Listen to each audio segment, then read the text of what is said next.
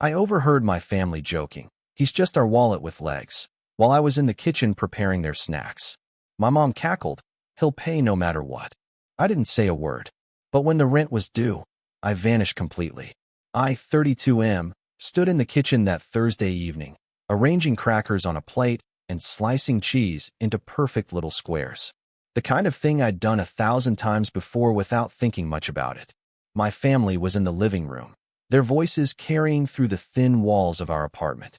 They were laughing about something, and I figured I'd be joining them soon enough with the snacks. Then I heard my brother say it. He called me a wallet with legs. My hand stopped mid-slice. The knife hovered over the cutting board as his words sank in. My sister chimed in immediately, saying something about how I always came through when they needed money. More laughter.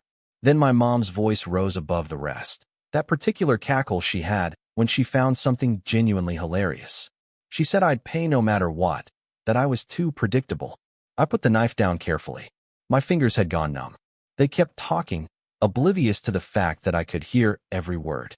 My brother mentioned the new gaming console he wanted. My sister talked about some designer bag she'd been eyeing. My mom said not to worry, that I'd handle next month's expenses just like I always did. They discussed me like I was a resource to be managed, not a person sitting 20 feet away preparing food for them. I picked up the plate of snacks, walked into the living room with the same neutral expression I'd worn for years, set the plate down on the coffee table. They barely looked up, still absorbed in their conversation about weekend plans and what they'd buy next. I excused myself, said I had work emails to catch up on, and went to my room. Nobody noticed anything different. That night, I sat at my desk and opened my laptop. Started running numbers. I'd been living with my family for 3 years now, ever since my dad passed, and left behind debt that someone needed to handle. I'd moved back in to help out, temporarily at first, but temporary had stretched into something permanent without me noticing the shift. The math was ugly. I'd paid off Dad's hospital bills within the first year. Then there was the credit card debt, the car loan, the mortgage. I'd cleared everything 18 months ago, but I was still here, still paying for everything, still funding their lifestyle while mine remained on hold. I pulled up my bank statements, tracked every payment I'd made over the past 3 years. Rent, utilities, groceries, internet, phone bills for all 4 of us. My brother's car insurance. My sister's student loan payments. Mom's medical appointments and medications. The family vacation last summer that I'd financed entirely. New furniture. New appliances when the old ones broke. Emergency repairs.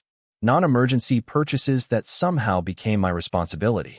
The total made my stomach turn. I'd been covering roughly 80% of our household expenses for 3 years straight. My savings account, once healthy, had dwindled to almost nothing. My retirement contributions had stopped.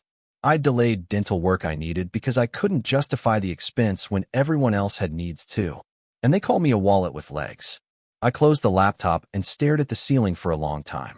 Tried to remember the last time any of them had thanked me for anything. Tried to recall a single conversation about how I was doing, what I wanted, whether I was happy. The memories wouldn't come because those conversations had never happened. Friday morning, I called my boss and asked about that transfer opportunity he'd mentioned 6 months ago. The position in another city that I'd turned down because I didn't want to abandon my family. He seemed surprised but pleased. Said the job was still available if I wanted it. Better pay, better title, fresh start. I told him I'd take it. He said they could have me start in 3 weeks. I said perfect. Over the weekend, I started packing. Not obviously, nothing that would raise questions. Just began sorting through my things, deciding what I'd keep and what I'd leave behind. I worked slowly, methodically, while my family went about their usual routines. My brother played video games in his room. My sister went shopping with friends. Mom watched her shows and made phone calls. Nobody asked what I was doing. Monday, I opened a new bank account at a different institution. Transferred most of my money there, leaving just enough in the old account to avoid suspicion for a couple more weeks. Set up automatic payments for my new apartment in the other city, first and last month's rent plus deposit. The lease would start on the 1st of next month. Tuesday, I submitted my resignation at work, effective in 2 weeks. My manager tried to convince me to stay longer for a proper transition, but I stood firm. 2 weeks was what I could give them. Wednesday evening, my mom asked if I could spot her some cash for groceries. I handed over $40 without comment. She thanked me absently, and went back to scrolling on her phone. My sister asked if I'd cover her car payment this month because she was short. I said sure. She smiled and disappeared back into her room. Thursday, exactly 1 week after I'd heard them laughing about me in the living room, my brother asked if I'd chip in for concert tickets he wanted. I told him I'd think about it. He seemed mildly annoyed that I hadn't immediately agreed but didn't push. I kept my routine normal. Went to work, came home, made dinner sometimes, stayed in my room otherwise. If anyone noticed I was quieter than usual, they didn't mention it. But then again, I wasn't sure they'd know the difference. I'd been quiet for 3 years. The days crawled by. I packed in increments, mostly at night after everyone went to bed. Clothes, books, important documents, anything that mattered. I'd rented a small storage unit across town and made trips there on my lunch breaks, gradually moving things out of the apartment without anyone noticing the space becoming emptier. My final day at work arrived. My colleagues threw a small goodbye party, wished me well in the new city. Some of them asked why I was leaving so suddenly. I kept my answers vague, talked about career opportunities and personal growth. Nobody pressed for details. That evening, I came home to find my family in their usual spots. My brother gaming, my sister video chatting with friends, my mom watching television. I heated up leftovers and ate alone in my room. Started my last major packing session. 3 days until rent was due. Friday night, my mom called a family meeting. My stomach dropped for a moment, thinking somehow she'd figured it out. But no, she just wanted to discuss Thanksgiving plans, which restaurants we might try since nobody felt like cooking. She suggested an expensive place downtown. Everyone agreed enthusiastically.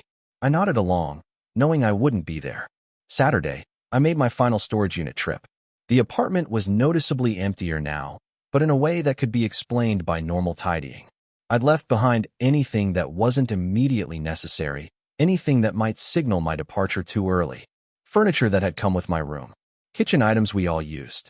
Decorative things my mom had placed around the space. Sunday morning, I packed my car. Started early, before anyone woke up.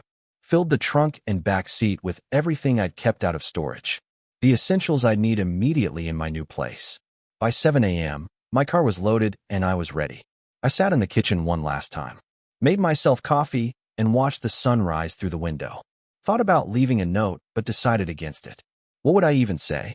They'd made their position clear. I was a wallet with legs. Nothing more. My brother wandered out around 8, groggy and looking for breakfast. He asked if I was going somewhere, nodding at my jacket and shoes. I told him I had errands to run. He shrugged and poured himself cereal. Asked if I could grab him some energy drinks while I was out. I said maybe. By 8:30, I was on the road. The city shrank in my rearview mirror as I merged onto the highway. My phone sat silent in the cup holder. I'd turned off notifications. Didn't want anything interrupting this feeling of lightness that was slowly replacing the anger I'd carried all week. The drive took 6 hours. I stopped once for gas and coffee, then pushed through to my new city.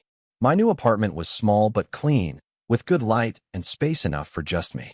I moved my things in gradually over the next few days, retrieving items from the storage unit I'd rented there in advance.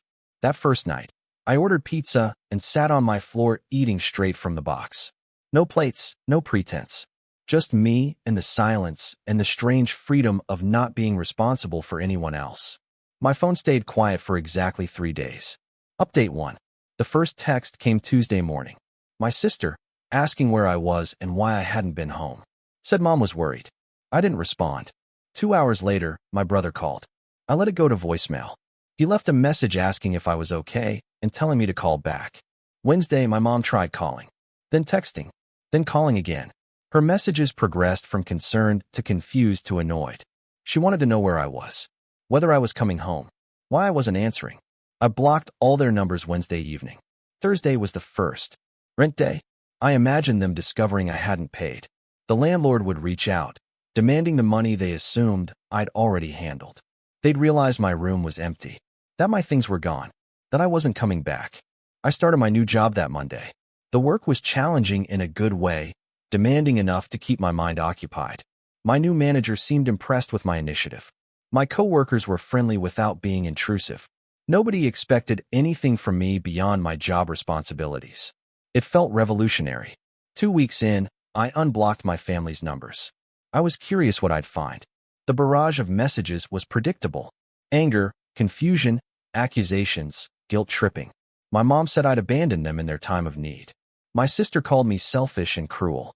My brother oscillated between trying to understand and calling me names. Not one of them asked if I was okay.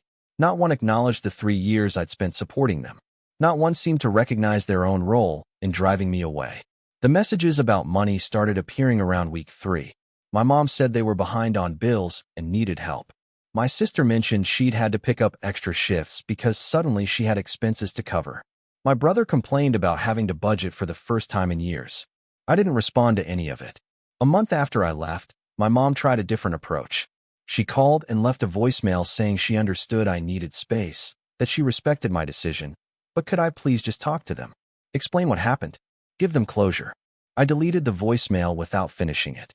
My uncle, my dad's brother, reached out 6 weeks after my departure. He said my mom had contacted him, worried sick, asking if he knew where I was or if I was safe. He wanted to know my side of the story. I met him for coffee one Saturday afternoon and explained everything. Showed him the calculations I'd done, the financial records, told him about the conversation I'd overheard. He listened without interrupting. When I finished, he sat quiet for a long moment. Then he told me he wasn't surprised. Said he'd watched my family take advantage of my dad the same way before he died. Said he'd tried to warn me when I moved back in, but I hadn't wanted to hear it. He asked if I planned to ever reconcile with them. I told him I didn't know. He nodded, said that was fair, and told me he was proud of me for choosing myself. We stayed in touch after that. He was the only family member I kept contact with. 3 months gone, and I'd built a life I didn't recognize. I joined a gym. Started cooking meals I actually enjoyed instead of whatever would feed everyone cheaply. Bought new clothes. Went to that dental appointment I'd been postponing. Contributed to my retirement account again. Watched my savings slowly rebuild. I went on dates. Made friends. Explored my new city. Remembered what it felt like to have energy left over at the end of the day because I wasn't carrying everyone else's weight. The messages from home slowed to a trickle. My sister stopped reaching out entirely after I didn't respond to her birthday text. My brother tried occasionally, half-hearted attempts that felt more obligatory than genuine. My mom persisted the longest. Her messages cycling through anger and bargaining and depression and acceptance. Around month 4, she sent a long email. It was different from the others. She admitted they'd taken me for granted. Said she didn't realize how much I'd been doing until I wasn't there anymore. Told me they'd had to make serious changes, downsize to a cheaper place, all get jobs, or increase their hours. She said she was sorry, that she hoped I could forgive them someday, that she missed me. I read the email 3 times. Felt something in my chest loosen slightly, but I still didn't respond. Update 2. 6 months after leaving, I flew back to my old city for a friend's wedding. I'd been avoiding returning, but this was important. The friend had been there for me during some difficult times, and missing his wedding wasn't an option. I didn't tell my family I was coming. The wedding was beautiful. I caught up with old friends, people I'd lost touch with during those 3 years of playing family ATM. They asked where I'd been, what I'd been up to. I kept my answers light, focusing on the new job and new city. Most of them seemed to understand there was more to the story, but didn't push. At the reception, I ran into my mom's best friend. She spotted me across the room and made a beeline over. Asked where I'd been. Said my mom had been devastated when I left.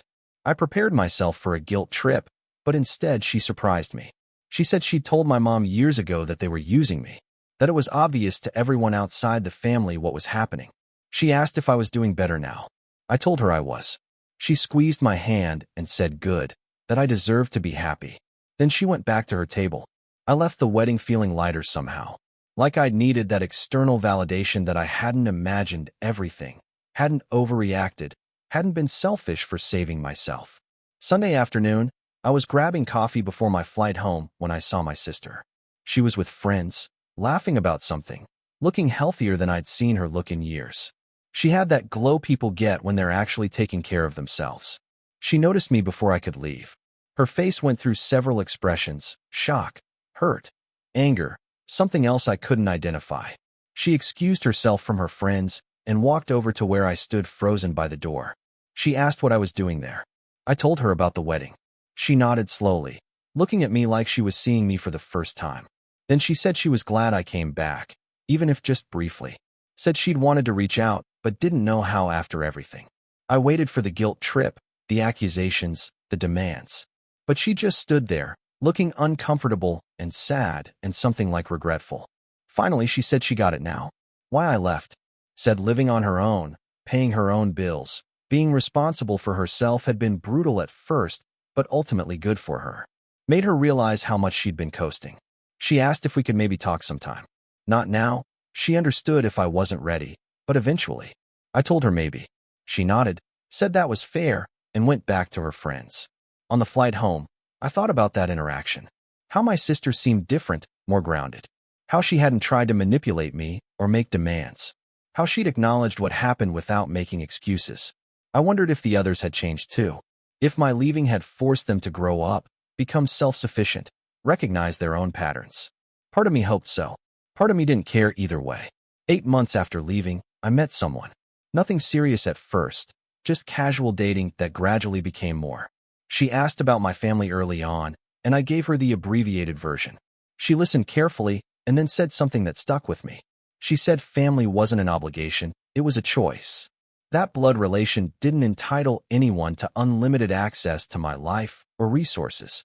I'd never thought about it that way before. 10 months gone, and my mom sent another email. Shorter this time. She said she'd been going to therapy, working through some things. Her therapist had helped her see the patterns she'd fallen into after my dad died. How she'd leaned too heavily on me, taken advantage of my willingness to help, lost sight of me as a person separate from what I could provide.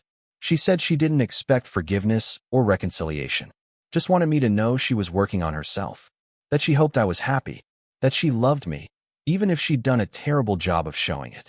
I saved the email but didn't respond.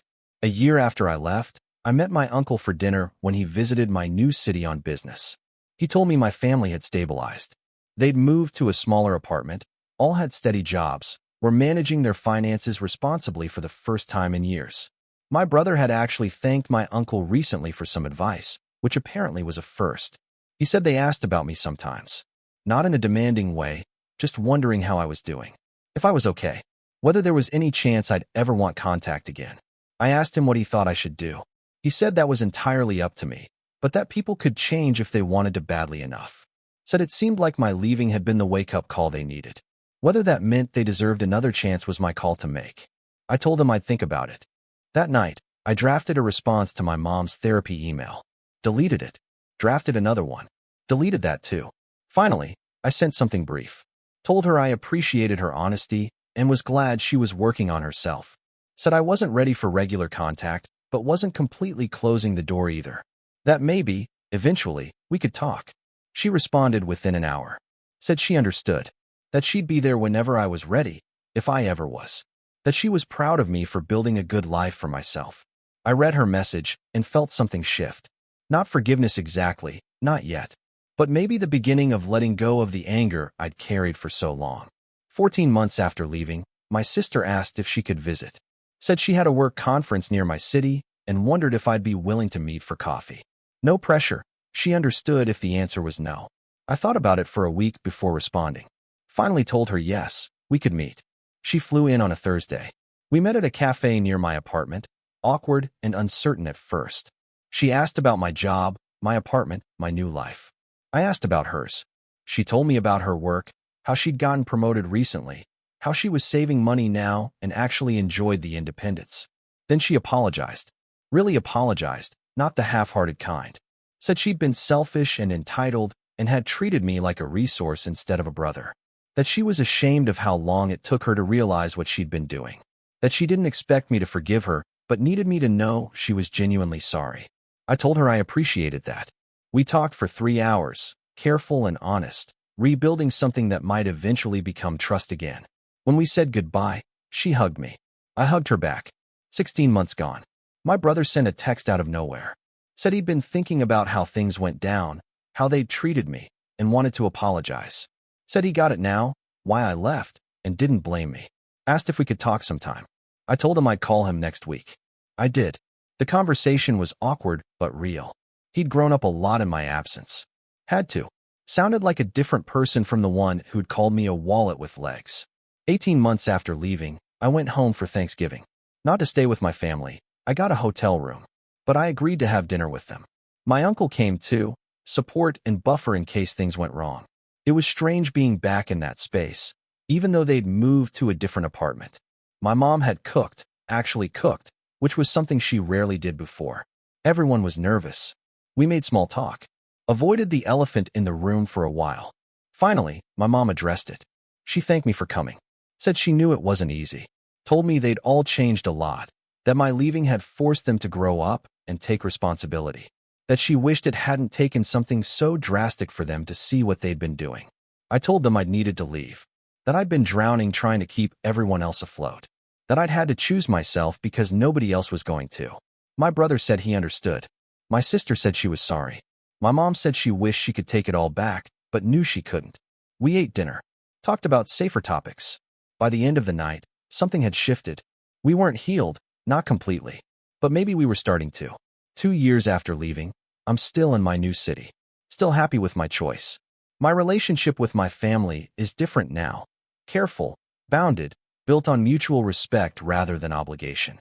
We talk sometimes. I visit occasionally, but I never moved back, never slipped into old patterns. They pay their own bills now, support themselves, function as independent adults. We're rebuilding something that might eventually look like a healthy family dynamic, but it's slow going. Some damage takes a long time to heal. I don't regret leaving. Even if things had never improved, even if we'd never reconciled, it would have been worth it. I learned to value myself, learned that setting boundaries wasn't selfish, learned that sometimes the only way to save yourself is to walk away. The wallet with legs comment still stings when I think about it. Probably always will. But it also freed me. Gave me the clarity I needed to see the situation for what it was and make the choice that saved my life. I'm building something new now. Something that's mine. And nobody gets to take that away from me ever again. Thank you for watching. If you enjoyed this story, please hit that subscribe button. Don't forget to give it a thumbs up and share it with friends or family who might enjoy it too. Your support means a lot. And if you have any thoughts, questions, or story ideas, drop them in the comments below. I'd love to hear from you. See you in the next story.